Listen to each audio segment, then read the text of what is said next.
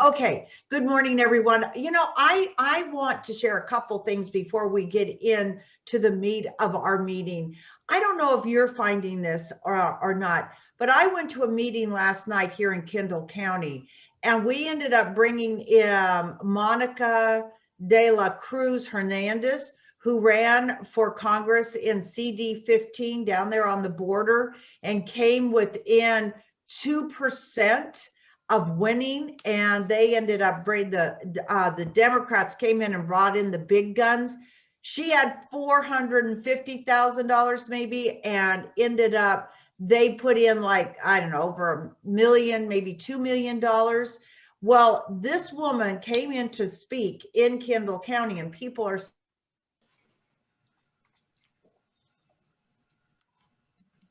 Oh dear. Was incredible.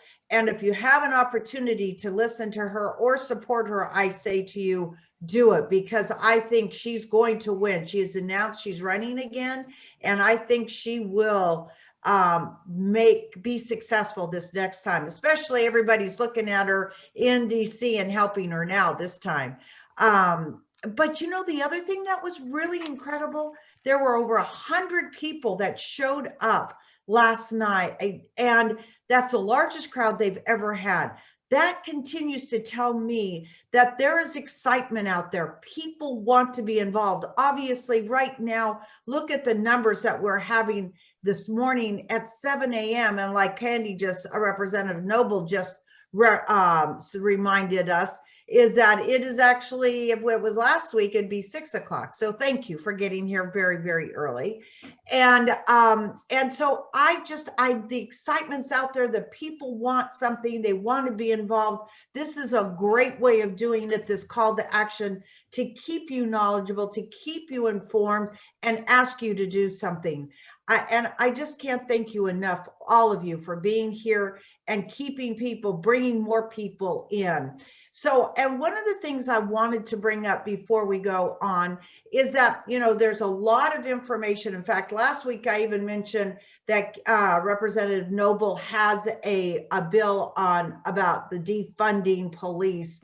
And not that we want to do it, that we don't let it happen, but our team came together at the beginning of the week, and we decided we really want to stay focused on election integrity. There are a lot of bills out there, and I wish we could cover them all. And maybe at some point we might be able to, but we still have so much in election integrity that we have to keep informed, that we're going to stay focused in that area.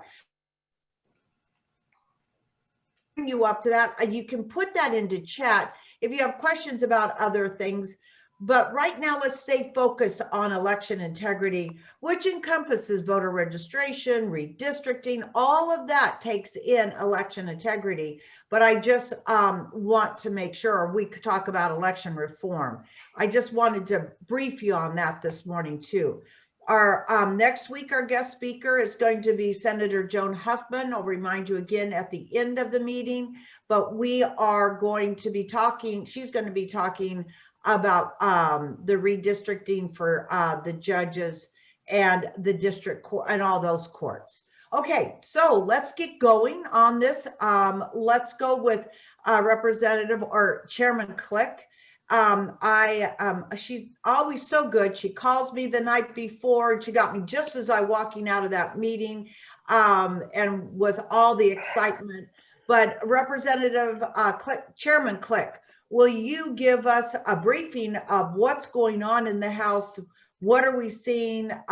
So give us that update, and thank you for being on every single Friday morning, very early on Friday. Yes, I agree, Don. I see you clapping. Go ahead. Where I know there you are, Stephanie. Go ahead. Good morning, everyone. Good to be with you again. We have just completed our second week of committee hearings in most committees, and we will actually have bills on the floor next week. Very, very soon here in the next few weeks, we will have the budget on the floor as well. The budget is a huge marathon. We usually work through the night with the amendment process on the budget. So that is coming up very, very soon. And because this call is focused on election integrity, I want to give a shout out to Chairman Kane. He was one of the first committees to actually vote bills out. They did it the first week of meetings. It's a little more technically hard to do that, but Chairman Kane was Johnny on the spot, and they voted some bills out at their first meeting. So right now, committees are going full bore ahead, and we're considering bills, voting on bills. My committee, Public Health, we voted bills out this week in committee as well. So it's speeding up. Wow, yeah, going full force, isn't it? You guys are putting a lot of time and energy into that, Chairman. I really appreciate all that you're doing, and I agree. You know what it's like to get those bills out of committee right there in the very first week that they've all been put into committee. So he deserves that shout out. So thank you. Was there anything else that you wanted to talk about? Just briefly, once we vote bills out of committee, it is, a day, several days before it goes to calendars committee to be scheduled for floor action. And the reason for that is we've got committee minutes to do. We have to scrub to make sure that there's no procedural potential points of order. And so, it's not a matter of just taking a piece of paper and walking it over to the calendars committee. There's a good deal of work after those bills are voted on and committees have gavelled out to get that paperwork to go to the next step, which is calendars committee. Yeah, there's a lot of procedure we don't see that happens behind the scenes. You guys are working hard there, and so there's so much going on behind the scenes to get it to the next step. So that's crucial information for us to know and to remember. We'd like it to be done that fast because we're all work on nanoseconds, right? We get instant back into reports back if we sit there and Google something or whatever we go do these days to find information on the internet. So, but anyway, so thank you for all that. Well, let's go into now our guest speaker for the day, who is I consider a friend. We've been friends for a long time. In fact, I'll tell you, Candy, is that last night I saw Linda Kinney, who used to be on the SREC as Representative Noble is also, and she said to me, she goes, I'm going to get up really early tomorrow, and I'm going to go, before I get there, I'm going to have candy in my hand. So I don't see her on the call yet. She might be here, but that's one thing that Candy always did, is she always brought candy to the SREC meetings, which is our executive committee meeting. And so, because I was telling her about you being on, Candy has a great resume. She's been involved in the community forever. She has children. It just has done so much. But just currently we're looking at, she is the secretary for the Republican caucus. So it's not just saying she wants to be involved and represent us all. She is also stays active and takes on more responsibility and is connected to her constituents all the time and has conversations. She had passed a bill last time that I think is important, and I'm going to say this is Senate Bill 22. She carried this legislation, and that was to protect taxpayers from funding abortion providers and their affiliates. And so she ended up, she knows where it's at and what is important. And she has done a great job also, not on the elections committee. She's on different committees, but here she knows the importance about elections. And so she has done talk about those today. If you remember, Chairman Kane ended up giving her a shout out last week. So here she is this week to talk about the things she's doing for election integrity. So Candy, take it over, please. Thank you, Tony Ann. Tony Ann and I and Linda and others go way back. I'm just so honored to be here with you guys today. And a special shout out to those that were willing to have their faces on camera this early, because it's because it is awfully early to be up and about. Thank you, Chairman Click. J.C. Jetton is also on here, and others in the Texas House that are just together so engaged in voter integrity. It's so important to us that our elections be fair and honest, and it's not about Republicans winning or Democrats winning. It's about citizens having their rights preserved and protected, to have their voices heard equally. So just gonna, by the way, about the candy, I do have a candy dish on my desk on the house floor, and it makes it really easy to interact with folks, because they come by to get candy and then I pitch my bills to them. So, hey, I am, you got to go with what God gave you. God gave me this name. So I want to kind of give you a little background on me and why election integrity is so important to me. What you may not know is I was an election judge for 20 years in Collin County, and Collin County does it really well. I have to say that Collin County was a place where I felt the elections were protected as much as they could be. And so I have seen it done well, and I've had what we do there is, if the judge is Republican, the alternate judge is a Democrat. So it's kind of I always made the speech at the beginning of the day is, today we're Americans. We don't have an RD next to our names. And today we're here to make sure that the election goes smoothly and everybody has a chance to vote that's eligible to vote. So anyway, that's kind of my heart. 14 years ago, I went to a campaign school. It was at the National Federation of Republican Women campaign school. It was in Palm Beach, California. Some of you may have been there. It was during the convention in Palm Springs, California. And we had a great campaign school. I was sitting with, I was just a Republican Women's Club president. My vice president, Jill Willis, was there with me. And something was said there that really stuck with me. And we heard a lot of good stuff, but this was not good. I'll just say this to you up front. It was one of the main campaign workers for, at the time, Fred Thompson's presidential campaign. He was running in the primary, and this campaign worker said, there comes a time in every campaign where you turn mothers face to the wall and do what you need to do to get elected. I don't know about you, but that was shocking to me. Jill Willis and I, she's now a district judge and I'm a state representative, we looked at each other and said, we will never, ever do anything in a campaign that would make our mamas ashamed of us. Never. He was specifically talking about negative campaigning, and I get that. A lot of people have no problem with negative campaigning.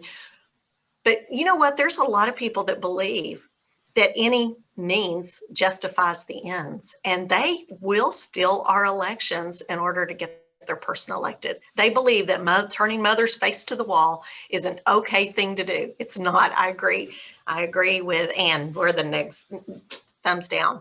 So that is something that's just been so important to me, that men and women of integrity are the workers in our election, that are the ballot boards and all those things. So I am so glad to join hands with Chairman Kane, Chairman Click, and others this time to kind of fill in those gaps where evildoers find opportunities for their nefarious deeds. All right, so kind of my background.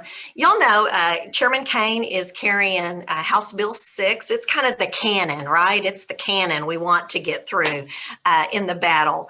But a lot of us are carrying rifle shots, and I'm going to share with you some of my rifle shots today. And so we hope that the cannon gets through and that we're able to add some things to it on the floor, some amendments. But we also want to make sure that in case something happens at the Texas House has a lot of rules, and there's lots of ways that a bill can die on our House floor if things are just not done. Your T's aren't crossed and your I's are not dotted just exactly right.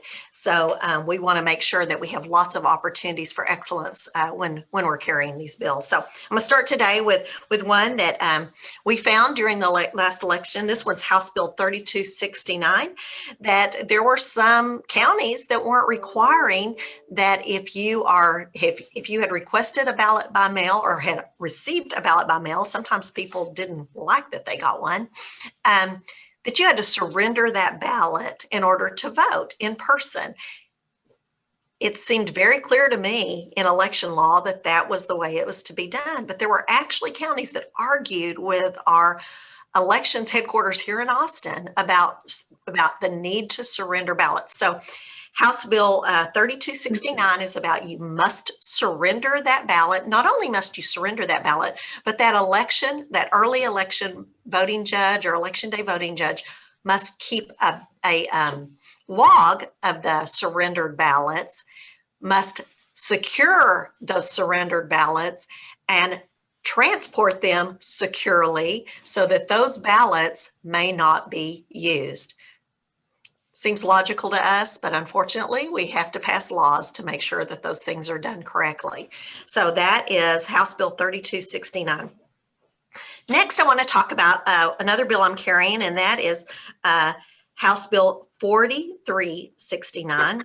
Happens to be very close in numbers. And that is also about mail-in ballots. We want the ballot board to have all the information they need when they're seeing if this person did indeed cast that mail-in ballot, if the signatures match. So the signature on your application compared to your signature on your envelope, if you vote by mail, you sign the signature, and that those will be available for the ballot board to review to make sure that they match. Not only and a lot of ballot boards are now, a lot of counties are now electronically keeping a copy of those signatures, that they should provide up to 6 years if they have them of those signatures. So you can see if it matched, last election.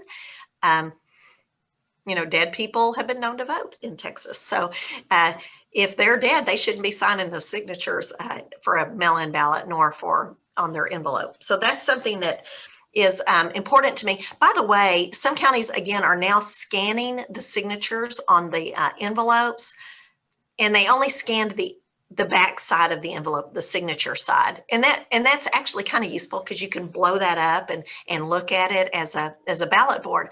But what also this bill asks them to do is scan both sides of the envelope, because what we find out from the front of the envelope is the date that was mailed and where it was mailed from. So you are ineligible to mail a ballot after a certain date, like after the election occurs. You're ineligible to mail it from within the county if you are someone that's supposedly out of the county and cannot vote in person. So those are things that are important for the ballot board to be able to ascertain whether that's a good mail-in ballot or not. So that's House Bill 4369.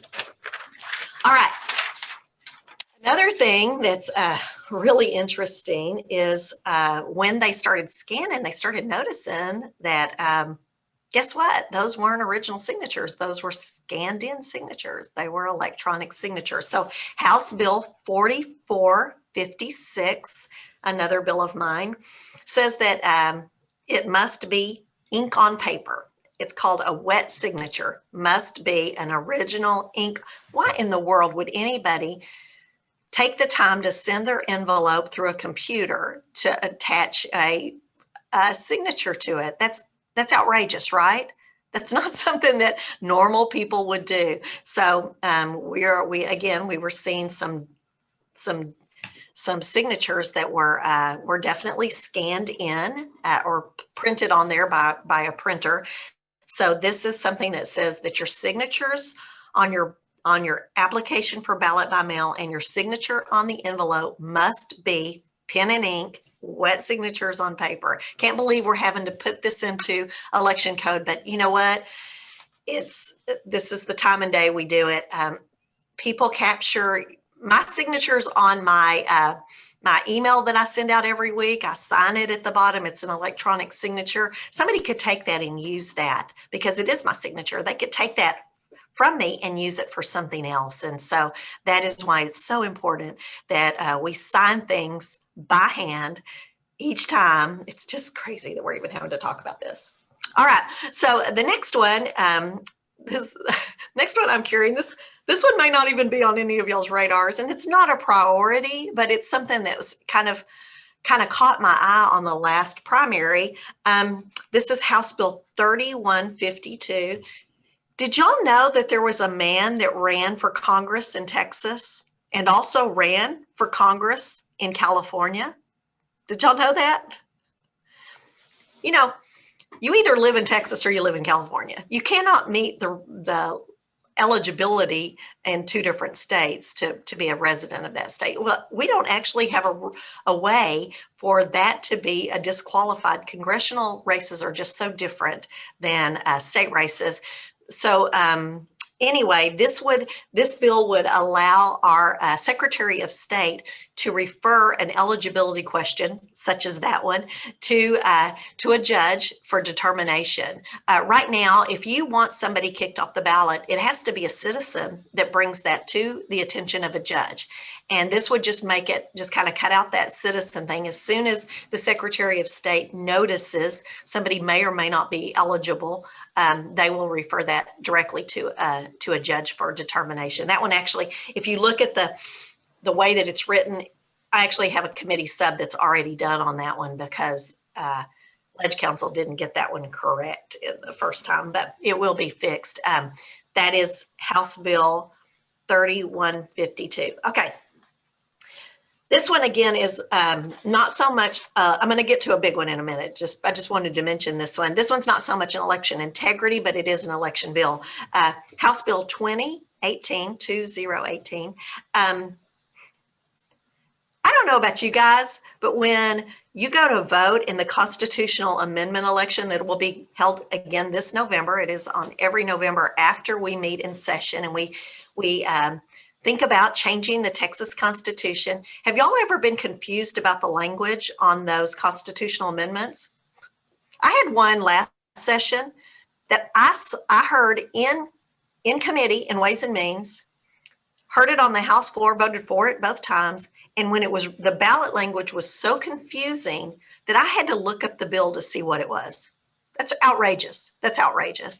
A lot of us we all chipped in money to let others know about the constitutional amendment to prohibit a state income tax. That was on the ballot last time, and there was a lot of confusion because there was a double negative. Like, do I vote for this? Do I vote against it? It's crazy that we have ballot language that's not clear. So House Bill 3152 will, I did that one wrong. House Bill 2018 says that ballot propositions, that's what they're called when they're constitutional amendment elections, ballot propositions must be written in plain language. What's funny about that is the attorneys in the Texas House that I've talked to about this bill, I'm like, no offense, guys, but y'all write things complicated and really need like a fourth grade teacher to write the ballot language. Anybody that's a teacher knows to simplify something that's very complicated is actually a higher level of ability. And that's one that I feel strongly about, that we need to have ballot language that actually any normal high school graduate can understand what they're voting for and not have to go, it shouldn't be complicated. So that is House Bill 2018, and I'm really hoping that one will get done. Here's the weird part about it is it won't go into effect for this November. They at Ledge Council told me we can't do that this soon. I don't understand why, because none of that ballot language has been written yet. So it would go into effect from 2 years from now. The things that we do down here, I know my fellow state reps will agree. Anyway, okay, well, let's get to the one that was mentioned last week, and that is House Bill 3715. And that has to deal with outside money coming into Texas for elections. Not just outside money, but they could easily be charity or 501c3s or whatever in the state. You may have heard that there were hundreds of millions of dollars that were donated to counties in order to run their somebody just said no Zucks bucks, and I agree. It was mainly funded by Zuckerberg and his wife, and they gave millions and millions of dollars to Texas counties, a good number of Texas counties, in order to help run the elections. Well, here's what's interesting about that. Why? When we pay tax dollars we use tax dollars for the running of our elections, why would counties need that extra money? Well, there might be an innocent answer to that. There might be, Ben Brown just pointed out there was 115 Texas counties that took that money. There might be innocent reasons, but what we saw in Harris County was that they used that money to they ended up, the Attorney General blocked it. They were just going to mail in ballot applications to every single voter in Harris County. They also did the drive-up voting that, that was, neither of those things were strictly prohibited by our Texas election code, and they use that as an out. Can you believe that? Well, it doesn't say I can't do it. That's like saying to your parents, well, you didn't ever say I couldn't sneak out at night. Well, you can't cover everything. So this bill, House Bill 3715, will prohibit any monies being used, outside monies being used, anything that's not expressly written in Texas election code. So that's the first hole that we're plugging. I'm pretty sure Chairman Kane said that he prefers that there be zero outside money, and I agree with him. The reason I filed it with $1,000 exception is that we have Republican activists. I've had one at least talk to me about it, about how their dream was to, if they ever got rich, to donate the funds to their county to replace their really outdated election machines. And so, that would be something that under Texas law, replacing your outdated election machines would be something that would be normally allowed if your county had the funds to do that. So that is why the way when it ended up filing it, we have the $1,000 exception, approval by the Secretary of State. Now, I prefer the zero, but Chairman Kane and I talked it over, and we decided to file the $1,000. We think that one way or the other, we can get it through. There are those that are just not comfortable with the zero. There are others that are not comfortable with 1,000. We're just kind of floating that balloon up there. I'd love to have your input on that today. The goal is to get it into law. The goal is to make sure that outside money doesn't come in to change the way we do elections and the things that are allowed in our election code. So, somebody is asking questions. So I'm guessing, Tony Ann, that y'all have a specific way y'all do questions on this. Yeah, Candy, we do. So after you finish your presentation, then Karen Marshall will read the questions, and then you get to be able to be on the hot seat and answer. Well, I like that. So yeah, let's do that. I know that y'all are. The fact that you're even up this morning and online, I'm so impressed with you guys. And I wanted to mention that, we love it when you come to Austin. My office is wide open. We love for you to come do input, but you don't have to come to testify on a bill this time. You can actually go online and put that in. When I'm in committees and we're hearing bills, I actually look and see what the online testimony has been, what people have put in. And so I wanted to go ahead before I finish up, before I forget to encourage you, if there's bills that you like, you can do it starting now. Any bills that you like, you can put that testimony in. And when it is heard before a committee, for good or for bad, if there's bills you don't like, go in and do that as well. And I encourage you to do that. It's new this time. And I like that you have that opportunity to do it from home and not just come and testify in person. So, all righty, let's go ahead and open up for questions then. All right, are you ready to be on the hot seat? I am, I love that. All right, Heidi asks, does HB 3269 also provide penalties for noncompliance? Okay, I have to go back and see which one is 3269. I don't have all my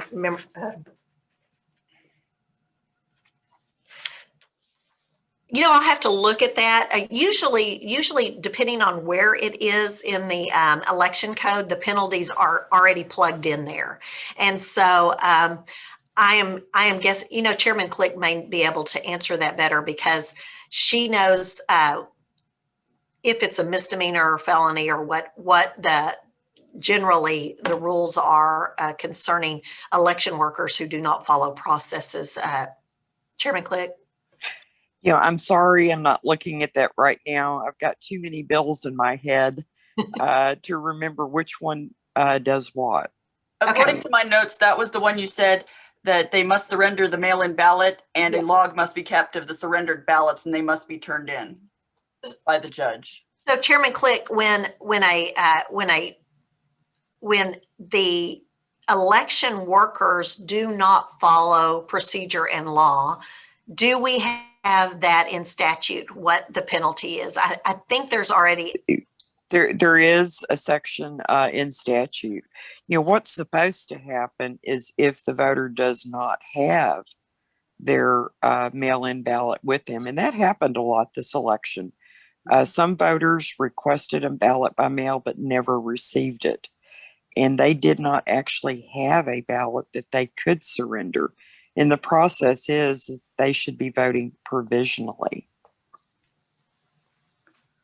All right, Dion Starnes has something to say. And you know what, Dion, if y'all don't know Dion, she knows the election code better than anybody I know. Love my sister Dion.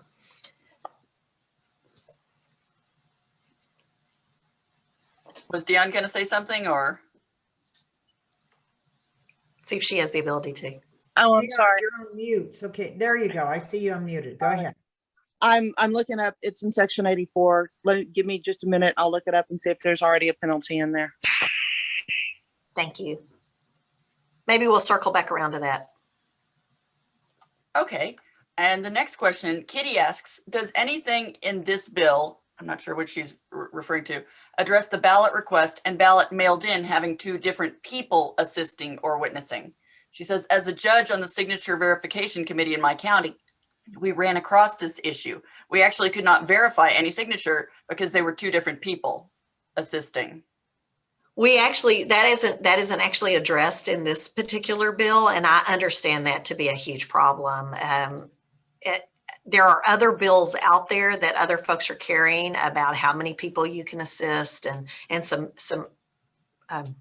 bigger penalties for people that violate that, but that isn't included in this particular bill.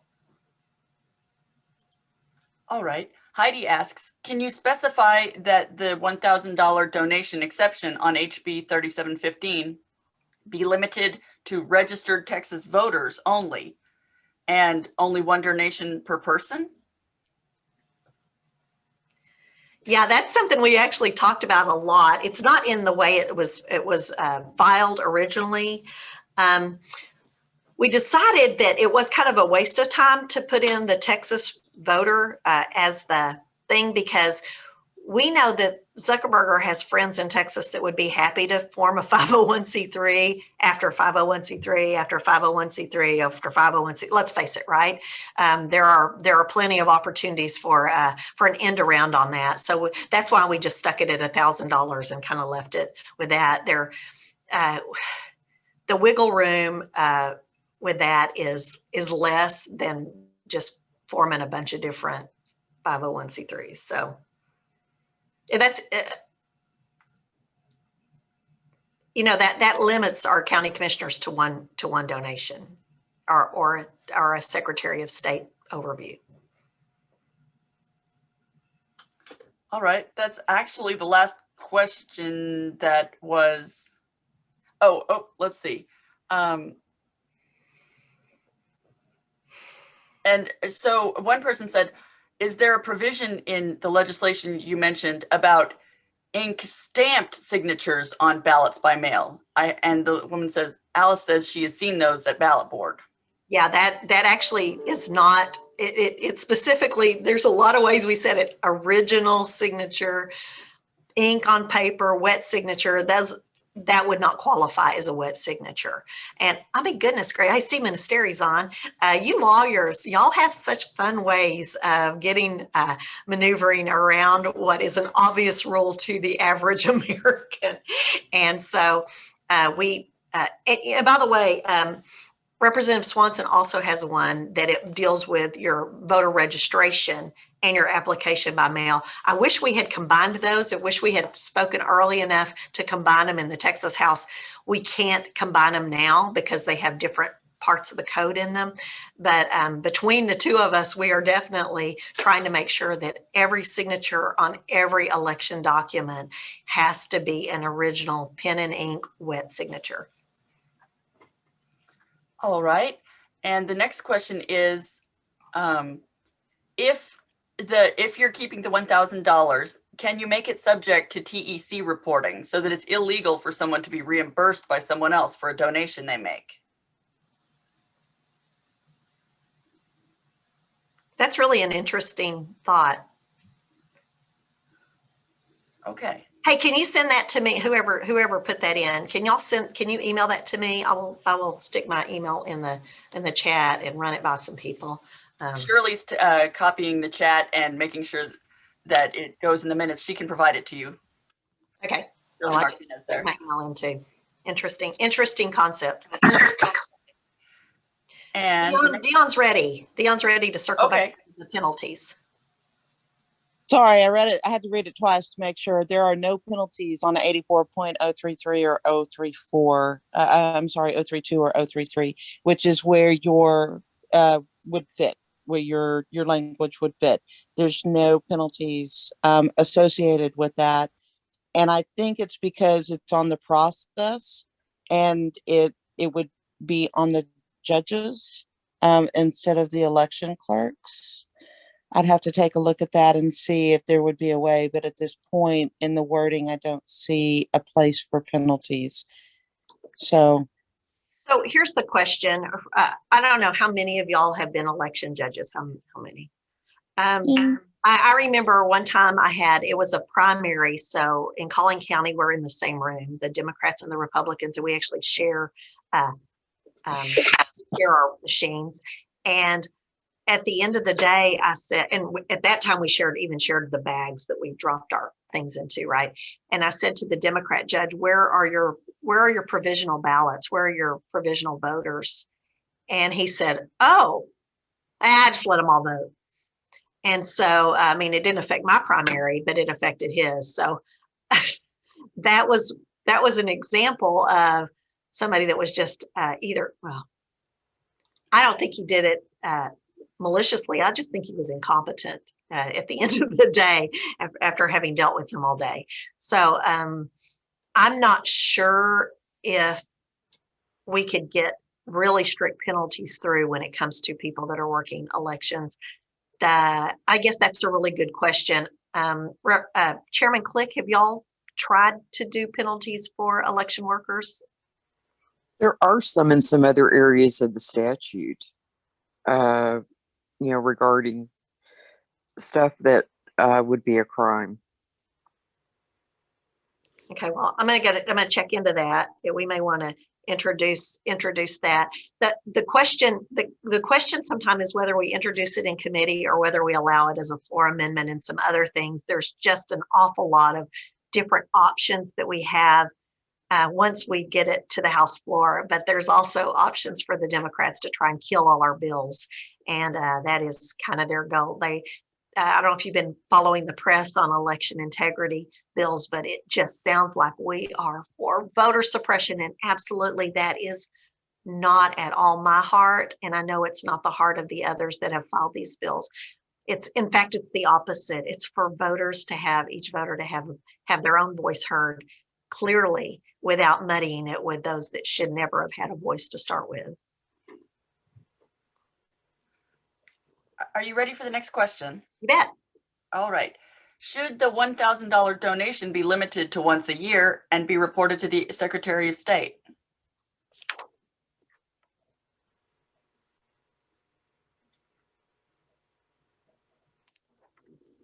It seems, the way we wrote it, it seems pretty clear that there is one time allowed. So again, maybe we need to spell that out. It's always better to keep it simple, but sometimes you have to do the lawyer talk and make it not as simple to make it very clear what you were planning on, what you meant by it.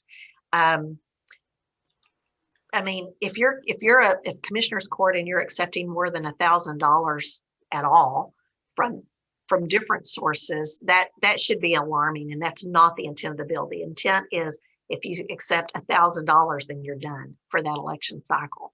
So, or that election that you're in the process of. So that's, I guess y'all are kind of digging in. I love that. I love your hearts and minds this bright early morning that we need to maybe tighten that language up a little bit. All right. The next question is there a bill to request that the state or the county must update voter registration, removing dead people from the rolls?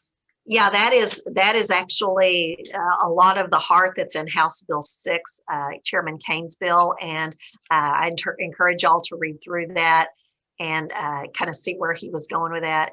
There's probably others. JC, are you still on? I know there's a lot of us that are carrying election integrity bills. That just doesn't happen to be one of mine. Chairman Click may be carrying one as well. All right. And whoever said, you're right, I shouldn't have said circle back to Dion. Sorry, I didn't mean to sound like the press secretary for the White House.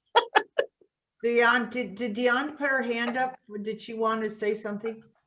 Dion? We have several. I know on the cleaning the voter rolls, what Candy is calling rifle shots or one shots.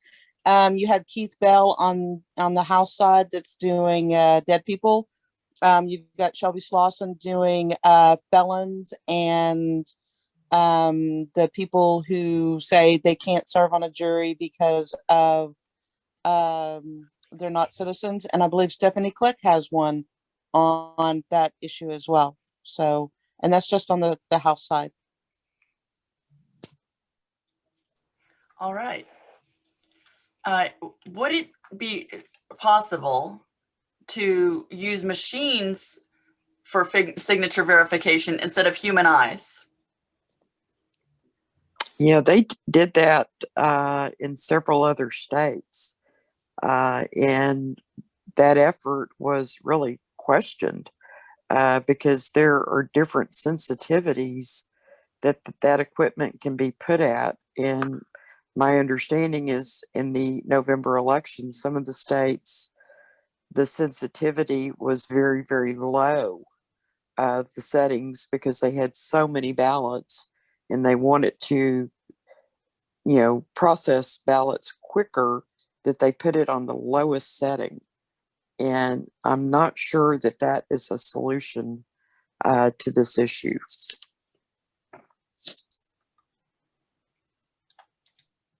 All right.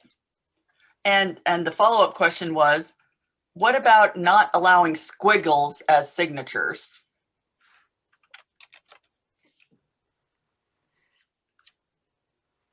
It's a good question. I happen to have a lovely signature. Some of you may not. That's a good question.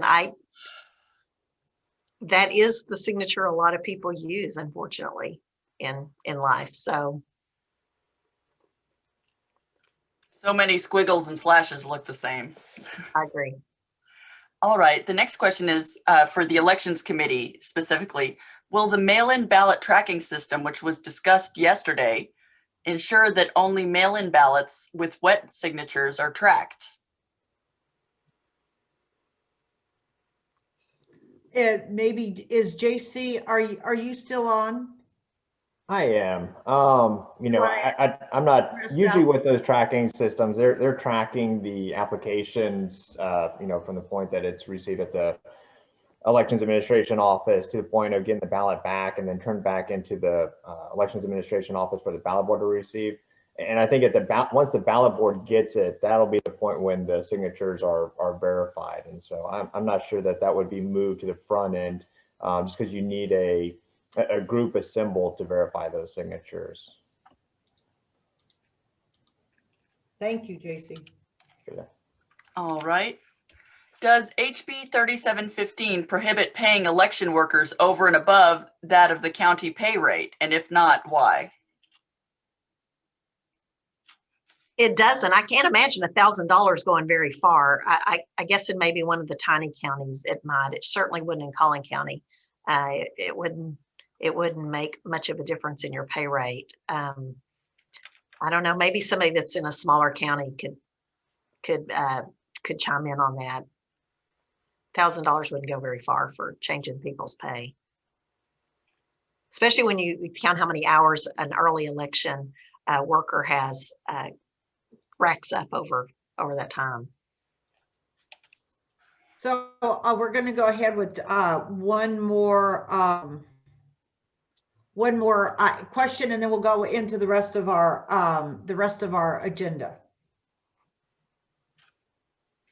All right. And then the last question here is, how can you require identification for a mail-in ballot? From what I can tell, she says, ID is not required to register. So then asking for mail-in ballots seems to open the door for fraud. In Collin County, we have our election administrator used to be the administrator for Dallas County. And he would speak to civic organizations and say, I can show you on a map where in Dallas County we have election fraud and it's mail-in ballots. And he lost his job in Dallas County over saying things like that. We love him in Collin County because of that. So it is mail-in ballots are generally where it's the easiest to do fraud. And that's why these checks and balances are so important, that you have a ballot board that's looking at the signatures and saying, that ain't her, that ain't him. It's so important that we have good ballot board individuals that are willing to set some aside because that is where most of the fraud happens. I hate to say it. I don't know an easy way to make people mail in. We can't really make them mail in a copy of their driver's license with their ballot, which is what you would do normally if they were in person. So there's not an easy way to do that, to verify their standing. Sadly, we're probably all open to ways to do that. I just don't know what it is right now, aside from signatures. Can I interject something here? Go ahead, Sean. Okay, there's a bill, I believe it's 2487, that's Chairman Kane's the co-author of, that requires copies of photo ID for ballot applications and when you mail the ballot back in. So if you want to check that one out, it's addressing that issue. Yeah, I can already picture what the Democrats will say to that's making a hardship for people that may not have access to a copier, making a hardship for our elderly population and others who there's a reason they can't drive to be at the election place themselves. So I just know that those kind of bills are a great idea, but they're a heavy lift.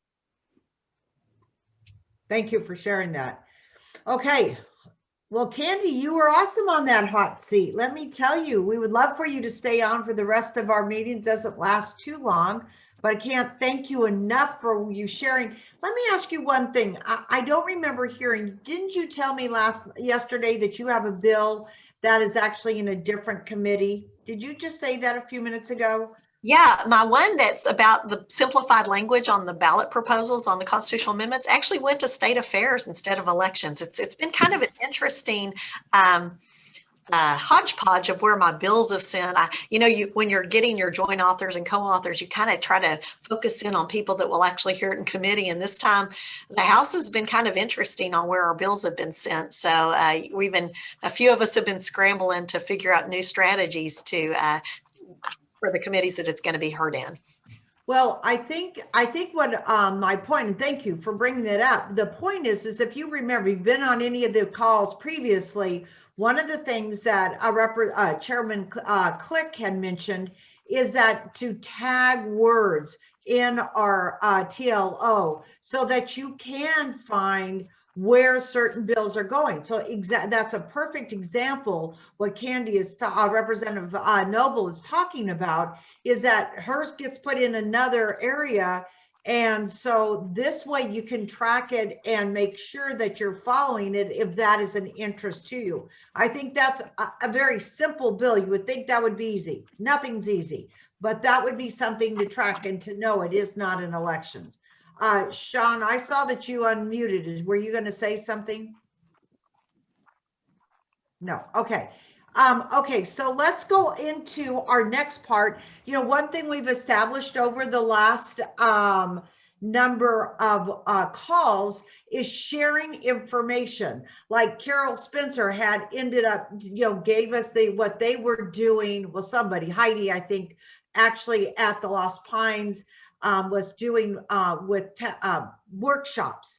And then we've had, and then Sean shared about what's going on down in Corpus Christi, thinking outside the box and doing things different.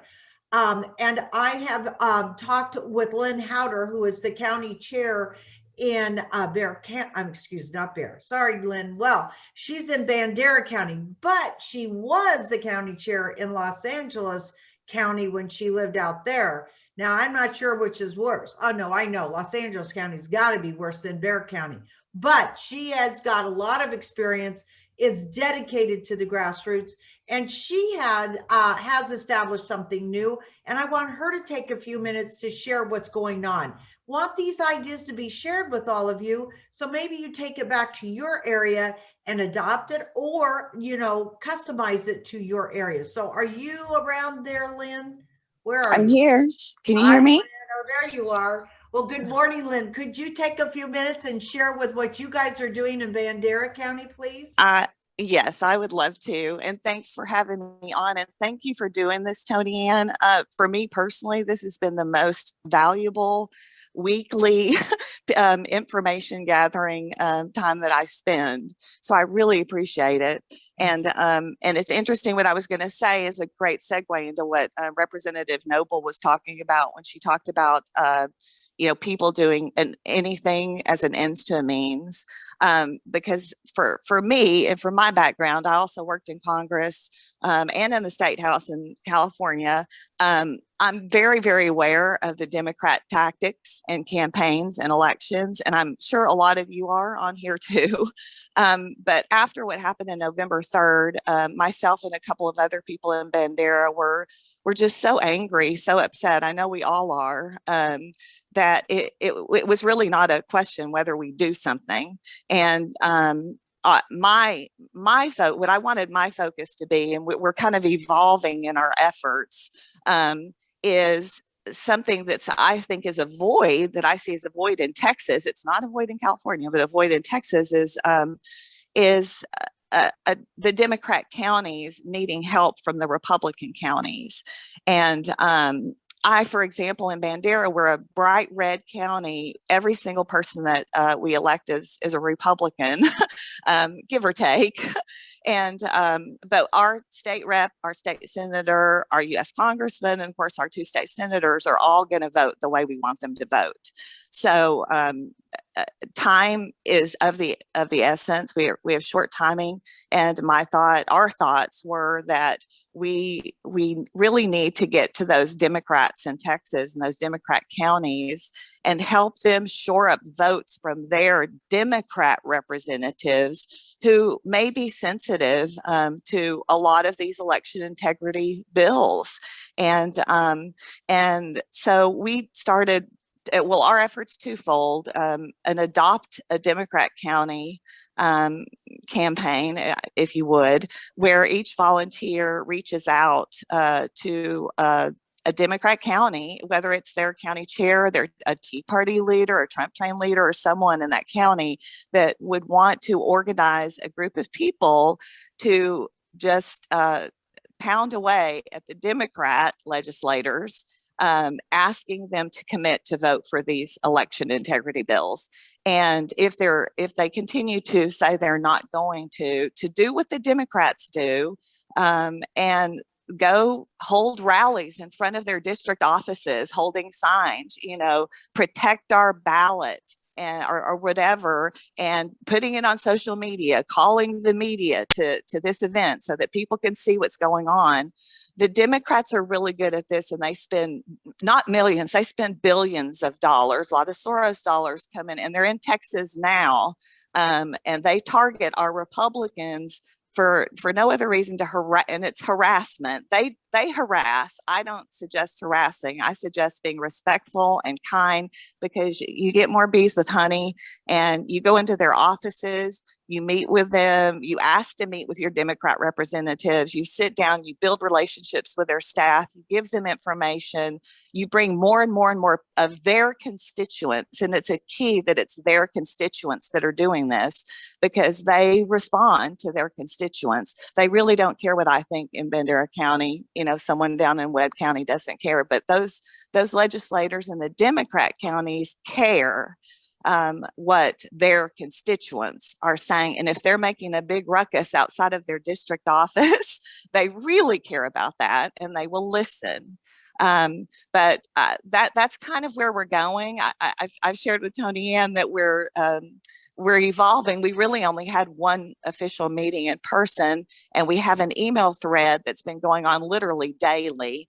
And we've added to our ranks 5 more people just in the past week, because I keep getting people reaching out who want to be involved. I mean, people coming out of the woodwork are so upset about what's gone on with this past November 3rd election. So I just encourage everyone that if you don't know what to do, just do something, just start the process.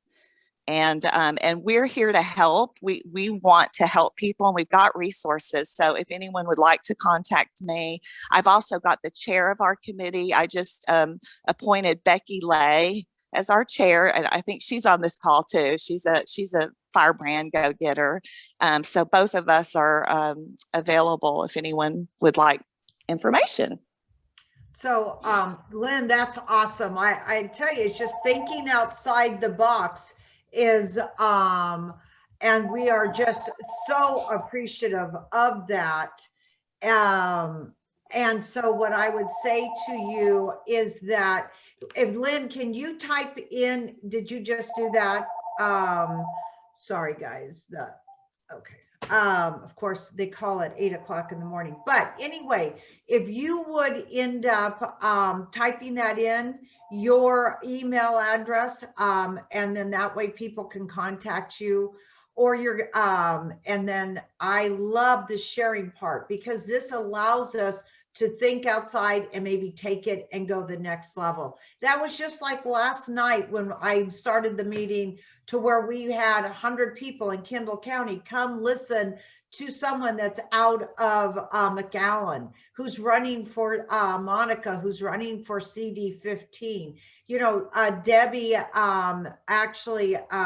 Deb Wall had a big event the other night, and Karen, who's our reader, was participating in that. And they did something different, which allowed the young people to be involved. And so, Karen, we're probably going to share that in another one, because we're a little bit over our time right now. But people, and they had a huge crowd there. So the more we do and the more we get people involved, we are accomplishing our goal. It's all about the grassroots, and that's you guys. And I just am so thankful that you're here. So your challenge if this week is to again make sure you know who who the candidates are for all the local elections that are going to happen on May 1st.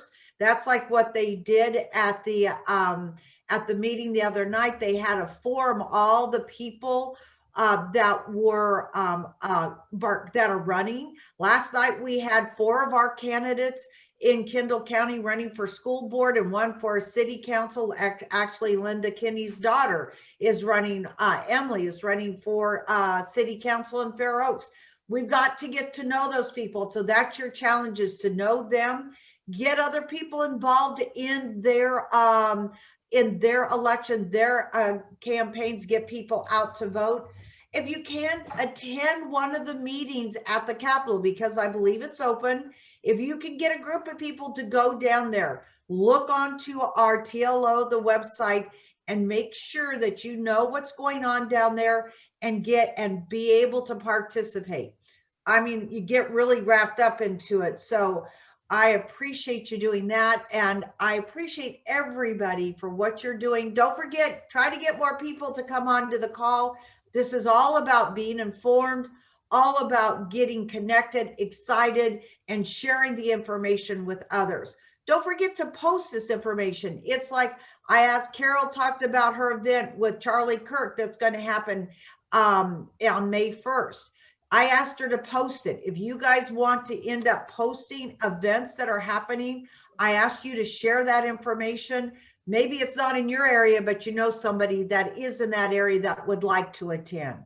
So we are going, this is a whole group of information, communication, and that's what's so important. So ladies and gentlemen, thank you for being with us and sharing. Oh, we got to remember to save the chat.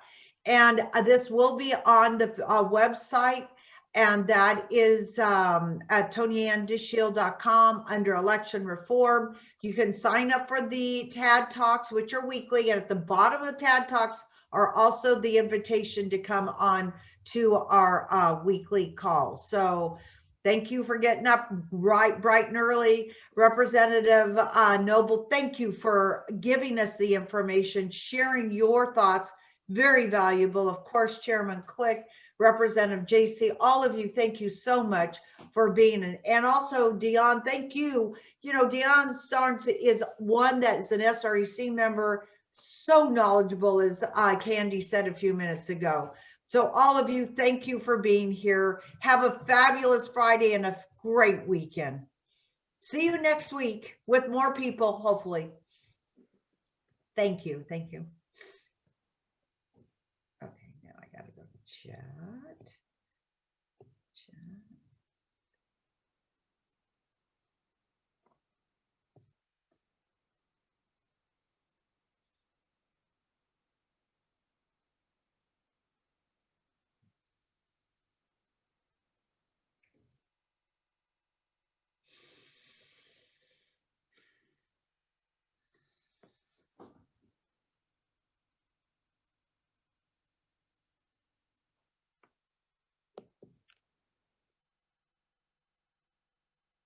Well, that's on there.